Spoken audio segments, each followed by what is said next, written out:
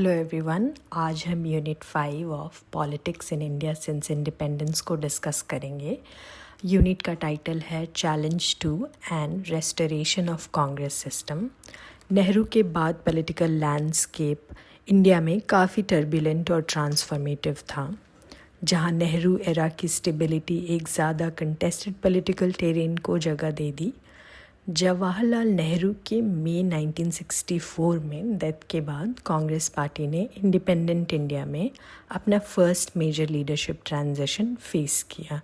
लाल Bahadur Shastri consensus candidate के रूप में इमर्ज हुए, जो कंटिन्यूटी को रिप्रेजेंट करते हुए पार्टी के कंजर्वेटिव फैक्शन को एकोमोडेट करते थे। उनके ब्रीफ टेन्योर के बावजूद शास्त्री ने कॉम्प्लेक्स चैलेंजेस हैंडल करने में कंसिडरेबल पॉलिटिकल समझदारी दिखाई, जिसमें इंडो पाकिस्तान वॉर ऑफ 1965 और फूड शॉर्टेजेस और इन्फ्लेशन से पैदा हुई सीवियर इकोनॉमिक डिफ़िकल्टीज जो थी वो शामिल थी। ताशकंद में जनवरी 1966 में पाकिस्तान के साथ पीस एग्रीमेंट साइन करने के बाद उनकी अनएक्सपेक्टेड डेथ ने कांग्रेस के अंदर एक और सक्सेशन क्राइसिस क्रिएट कर दी, जिससे पोस्ट कॉलोनियल डेमोक्रेसीज़ में इंस्टीट्यूशनलाइज्ड लीडरशिप ट्रांजिशन की फ्रिजिलिटी हाईलाइट हुई। इंदिरा गांधी का 1966 में प्राइम मिनिस्टरशिप तक एलिवेशन इंडियन पॉलिटिकल हिस्ट्री का एक पिवटल मोमेंट था। उनका सिलेक्शन कांग्रेस सिंडिकेट, जिसमें इन्फ्लुएंशियल रीजनल लीडर्स थे, उन्होंने ऑर्केस्ट्रेट किया था, जिन्होंने इंदिरा गांधी को एक मलिएबल फिगर के रूप में देखा था, जिसे वो कंट्रोल कर सकते थे। ये मिसकंसेप्शन, जो डिसमिसिव टर्म गूंगी गुड़िया में कैप्चर हुआ था, मिसेस गांधी ने अपनी पॉलिटिकल समझदारी और डिटर्मिनेशन से अंडर एस्टिमेट किया और उनको अपने कैपेबिलिटीज़ को दिखाया that she was well capable of handling politics in any way possible. उनका एसेंडेंस माउंटिंग इकोनॉमिक चैलेंजेस और ग्रोइंग रीजनल एसेशन के बैकड्रॉप के अगेंस्ट हुआ, जिसने कांग्रेस के अंदर और ब्रॉडर पॉलिटिकल सिस्टम में पावर डायनेमिक्स की प्रोफाउंड कॉन्फ़िगरेशन के लिए स्टेज सेट किया। 1967 का fourth general election Indian electoral politics में एक वाटरशेड मोमेंट था, जिसे स्कॉलर्स ने फर्स्ट डेमोक्रेटिक अपसर्ज कहा है। नॉन कांग्रेसिज्म का कॉन्सेप्ट, जिसे सोशलिस्ट लीडर राम मनोहर लोहिया ने आर्टिकुलेट किया था, इसने डाइवर्स ऑपोजिशन पार्टीज़ को कांग्रेस हेजेमनी के ख़िलाफ़ एक साथ आने के लिए एक आइडियोलॉजिकल फ्रेमवर्क प्रोवाइड किया। इस स्ट्रेटजिक यूनिटी ने कॉन्स्टिट्यूएंट्स के बीच प्रोफाउंड आइडियोलॉजिकल डाइवर्जेंसेस के बावजूद, चाहे वो राइटिस्ट स्वतंत्र पार्टी और जनसंघ से लेकर लेफ्टिस्ट कम्युनिस्ट पार्टी तक, कांग्रेस गवर्नेंस से बढ़ते डिसकॉन्टेंटमेंट का सक्सेसफुली फ़ायदा उठाया। इलेक्टोरल रिजल्ट्स अनप्रेसिडेंटेड थे, जबकि कांग्रेस ने सेंटर में सिग्निफिकेंटली रिड्यूस मेजॉरिटी के साथ पावर रिटेन किया। इसने 9 स्टेट असेंबलीज़ में कंट्रोल खो दिया, जिसमें पॉलिटिकली क्रूशियल स्टेट्स जैसे कि उत्तर प्रदेश, वेस्ट बंगाल और पंजाब भी शामिल थे। ये इलेक्टोरल सेटबैक कई फैक्टर्स को रिफ्लेक्ट करता था। सक्सेसिव ड्रॉट से बढ़ती हुई डिस्ट्रेस, कांग्रेस के सोशल कोलिजन का डिसोल्यूशन, रीजनलिस्ट फोर्सेस का इमर्जेंस और ग्रास रूट लेवल पर ऑर्गेनाइजेशनल इंफ्रास्ट्रक्चर का इरोजन। 1967 और 69 के बीच का पीरियड कांग्रेस के अंदर इंटेंसिफाइंग इंट्रा पार्टी कंटेस्टेशन का गवाह बना, जो नवंबर 1969 में फॉर्मल स्प्लिट में कल्मिनेट हुआ। ये स्किज़म सिर्फ पर्सनलाइज्ड फैक्शनल राइवलरी से ज़्यादा था। इसमें इंडिया के डेवलपमेंटल ट्रेजेक्ट्री और उसके डेमोक्रेसी के कैरेक्टर के बारे में प्रोफाउंड आइडियोलॉजिकल डाइवर्जेंसेस एम्बॉडीड थे। 1969 का प्रेसिडेंशियल इलेक्शन फ्लैश पॉइंट बन गया, जहां सिंडिकेट ने ऑफिशियल कैंडिडेट नीलम संजीवा रेड्डी को सपोर्ट किया, जबकि इंदिरा गांधी ने टैसिटली इंडिपेंडेंट कैंडिडेट वीवी गिरी को सपोर्ट किया। गिरी की विक्ट्री ने मिसेस गांधी की पार्टी ऑर्थोडॉक्सी को चैलेंज करने की विलिंगनेस को सिग्नल किया, जिससे कांग्रेस का डिवीज़न हुआ। कांग्रेस ओ में सिंडिकेट के लीडरशिप में और कांग्रेस आर में मिसेस गांधी के लीडरशिप में हुआ। इस स्प्लिट ने पार्लियामेंट्री डायनेमिक्स को रिकन्फिगर किया, जिससे मिसेस गांधी की माइनॉरिटी गवर्नमेंट डीएमके और सीपीआई जैसे पार्टीज़ के एक्सटर्नल सपोर्ट पर इंक्रीजिंगली डिपेंडेंट हो गई, जिससे इकोनॉमिक पॉलिसीज़ में लेफ्टवर्ड शिफ्ट की ज़रूरत पड़ी। मेजर बैंक्स के नेशनलाइजेशन और प्रिवी पर्सेस के अबलिशन ने इस पॉपुलिस्ट ओरिएंटेशन को एग्जाम्प्लीफाई किया, जो disadvantage section of the society में सपोर्ट कंसोलिडेट करने और कांग्रेस ओ को पॉलिटिकली आइसोलेट करने के लिए डिज़ाइन किया गया था। अब देखते हैं मार्च 1971 के मिड टर्म इलेक्शन ने इंदिरा गांधी की पॉलिटिकल स्ट्रैटेजी की इलेक्टोरल विंडिकेशन को रिप्रेजेंट किया। पार्लियामेंट को प्रीमेच्योरली डिसॉल्व करके उन्होंने इलेक्शन को अपने लीडरशिप और प्रोग्राम पर एक रेफरेंडम में ट्रांसफॉर्म कर दिया। गरीबी हटाओ स्लोगन ने इकोनॉमिक जस्टिस का एक विजन आर्टिकुलेट किया, जो मार्जिनलाइज कॉन्स्टिट्यूएंसीज़ के साथ पावरफुली रेजोनेट करता था, जबकि उनके प्रेसिडेंशियल स्टाइल कैंपेन ने direct leader mass linkage establish किए, जो ट्रेडिशनल पार्टी इंटरमीडियरीज को बाईपास करती थी। कांग्रेस ओ, जनसंघ, स्वतंत्र पार्टी, एसएसपी से बने फॉर्मिडेबल ग्रैंड अलायंस का सामना करने के बावजूद कांग्रेस आर ने लैंडस्लाइड विक्ट्री सिक्योर की। 352 सीट्स 43.7% वोट शेयर के साथ जीती। ये electoral triumph profound socio economic inequalities के कैरेक्टराइज एक सोसाइटी में इलेक्ट्रल सपोर्ट मोबिलाइज करने में पॉपुलिस्ट रेट्रिक को स्ट्रॉन्ग सेंट्रलाइज लीडरशिप के साथ कंबाइन करने की इफ़ेक्टिवनेस को डेमोन्स्ट्रेट करता था, जिसमें इंदिरा गांधी माहिर थी। 1971 के बाद का पीरियड गरीबी हटाओ एजेंडा का सिस्टमैटिक इम्प्लीमेंटेशन का गवाह बना, जिसमें वेरियस सोशो इकोनॉमिक प्रोग्राम शामिल थे, जो पॉवर्टी एलिविएशन और इकोनॉमिक रीडिस्ट्रीब्यूशन पर फोकस करते थे।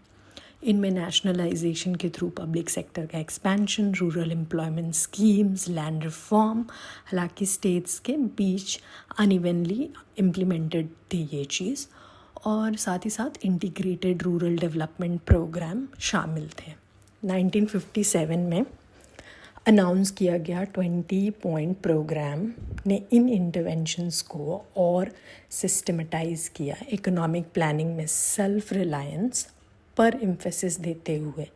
लेकिन इन प्रोग्रामेटिक इनिशिएटिव के साथ सिग्निफिकेंट पॉलिटिकल रीस्ट्रक्चरिंग भी हुई, जो अथॉरिटी के सेंट्रलाइजेशन, पार्टी ऑर्गेनाइजेशन के इरोजन, फेडरल प्रिंसिपल के अंडरमाइनिंग और पेट्रन क्लाइंट रिलेशनशिप को के एस्टैब्लिशमेंट से कैरेक्टराइज थी, जो इंस्टीट्यूशनल चैनल्स को बाईपास करती थी। रिटोरिकल कमिटमेंट्स और इम्प्लीमेंटेशन रियलिटी के बीच में बढ़ता गैप, जो इन्फ्लेशन, 1973 के ऑयल क्राइसिस, एग्रीकल्चरल स्टैग्नेशन जैसी इकोनॉमिक डिफ़िकल्टी से और बढ़ गया था। इन सब चीज़ों ने पॉलिटिकल डिसइल्यूजनमेंट के लिए कंडीशंस क्रिएट किए, जो इवेंचुअली जेपी मूवमेंट और सब्सिक्वेंट इमरजेंसी डिक्लेरेशन में मैनिफेस्ट हुए।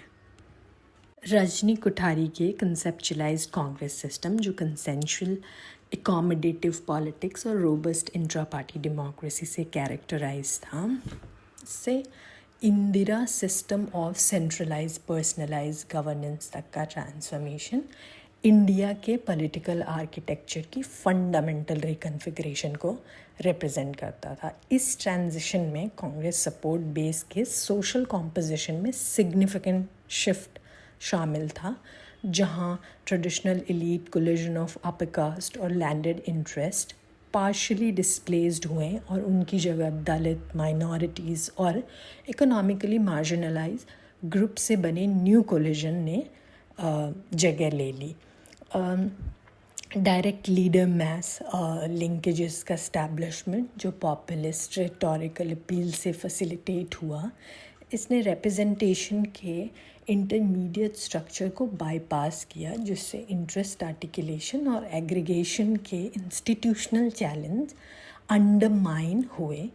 इस रिकन्स्ट्रक्शन ने और वी कैन से रीस्ट्रक्चरिंग ने इंडिया के डेमोक्रेटिक एवोल्यूशन पर प्रोफाउंड इम्प्लिकेशन डाले, जिससे इंस्टीट्यूशनल नॉर्म्स का इरोजन हुआ, सोशियो इकोनॉमिक क्लिवेजेस का डीपनिंग इफ़ेक्ट दिखने लगा, सेंट्रलाइजेशन के रिस्पॉन्स में रीजनल पार्टी का इमर्जेंस हुआ और डेमोक्रेटिक इंस्टेबिलिटी के कंडीशंस क्रिएट हुए, जो कि अभी हमने बात की इमरजेंसी के दौरान ड्रामेटिकली मैनिफेस्ट हुआ। जिस तरीके से इमरजेंसी के दौरान इंदिरा गांधी ने ऑपोजिशन लीडर्स और बाकी सब लोगों के साथ जो भी किया वो दैट वाज क्वाइट विविड। अब नेहरू की डेथ से लेकर इमरजेंसी इम्पोजिशन तक का पीरियड इंडिया की पोस्ट इंडिपेंडेंस पॉलिटिकल ट्रैजेक्टरी में एक क्रिटिकल जंक्चर कॉन्स्टिट्यूट करता है, जहां नेहरूवियन कंसेंसस को साइमल्टेनियसली इन्वोक और ट्रांसफॉर्म किया गया, जिससे इंडियन डेमोक्रेसी के कैरेक्टर में सिग्निफिकेंट बदलाव आए। इस एरा की गरीबी हटाओ पॉलिटिक्स ने मार्जिनलाइज ग्रुप की एक्सपैंडेड पॉलिटिकल पार्टिसिपेशन के डेमोक्रेटिक पोटेंशियल और एग्जीक्यूटिव पावर पर इंस्टीट्यूशनल कंस्ट्रेंट को बाईपास करने में इनहेरेंट अथॉरिटेरियन पॉसिबिलिटीज़ दोनों को रिफ्लेक्ट किया। इंदिरा गांधी के लीडरशिप में कांग्रेस पार्टी का रिसरेक्शन सोशियो इकोनॉमिक रीडिस्ट्रीब्यूशन की कंटिन्यूड सेलियंस को एक डीपली अनइक्वल सोसाइटी में मोबिलाइजेशनल स्ट्रैटेजी के रूप में डेमोन्स्ट्रेट करता है, जबकि साइमल्टेनियसली एक पॉलिटिकल सिस्टम की वल्नरेबिलिटीज़ को रिवील करता है, जो पर्सनलाइज्ड लीडरशिप पर ओवरली डिपेंडेंट थी। इस पीरियड की जो लेगेसी है कंटेम्प्रेरी पॉलिटिक्स को शेप अभी तक कर रही है। स्टेट सोसाइटी रिलेशन के configuration, socio economic development paradigm के रीडिफिनेशंस और पॉलिटिकल मोबिलाइजेशन स्टडी स्ट्रैटेजीज़ के ट्रांसफॉर्मेशन के थ्रू इस क्रिटिकल फेज़ को समझना डेमोक्रेटिक एस्पिरेशंस और अथॉरिटेरियन टेंडेंसी के बीच कॉम्प्लेक्स इंटरप्ले को कॉम्प्रिहेंड करने के लिए एसेंशियल बना रहता है, जो इंडियन पॉलिटिकल लाइफ को कैरेक्टराइज करता है। कई कंटेम्प्रेरी स्कॉलर्स को मोदी और इंदिरा के बीच में सिमिलैरिटीज़ ड्रॉ करते देखा है। कई स्कॉलर्स जैसे कि प्रताप भानु मेहता और कई जाने माने पॉलिटिकल साइंटिस्ट जैसे कि क्रिस्टोफर जैफ्रेलेट ने यह भी कहा कि Modi rule is like Indira's emergency, it's an undeclared emergency. तो इन सब बातों से हम देख सकते हैं कि Indian politics, political science, political scientist, इन सब के लिए Indira's rule was and is very important even for the analysis of the contemporary politics. It is a vantage point from where many political scientists compare the current government. That's all for today. So thank you for watching the video, and if you find this video helpful, please like and subscribe to our channel Pathshala. अगर आप कुछ suggestions देना चाहते हैं, so you're most welcome to give it in our comment section.